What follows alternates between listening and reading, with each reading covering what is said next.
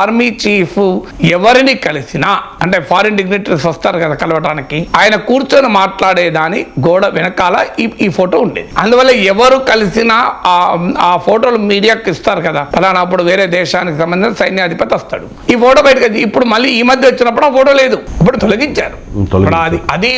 అదే ఇప్పుడు చాలా ఆవేదన కలిగించేది.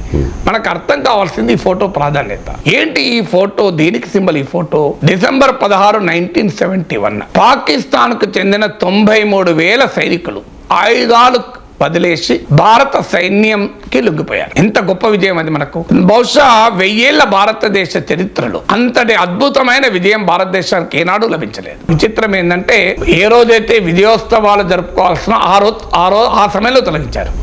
సరిగ్గా బంగ్లాదేశ్లో తొలగించారు, ఇక్కడ తొలగించారు. విచిత్రం, అది ఇంకా విచిత్రం.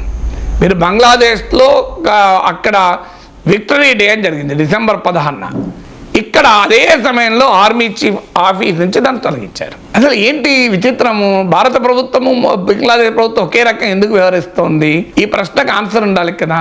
అయితే డిసెంబర్ 16 రోజు నరేంద్ర మోడీ ట్వీట్ చేశాడు భారత సైనికుల త్యాగాలను ప్రశంసిస్తూ. దానిపైన బంగ్లాదేశ్ మంత్రులు నెగటివ్ గా రియాక్ట్ అయ్యారు. ఒకవైపేమో నరేంద్ర మోడీయే ఆ త్యాగాలను కొనియాడుతూ డిసెంబర్ 16న ట్వీట్ చేస్తారు. అదే సమయంలో ఆ త్యాగాలకు ప్రతీకగా ఉన్న ఫోటోను ఆర్మీ చీఫ్ కార్యాలయం నుంచి తొలగిస్తారు.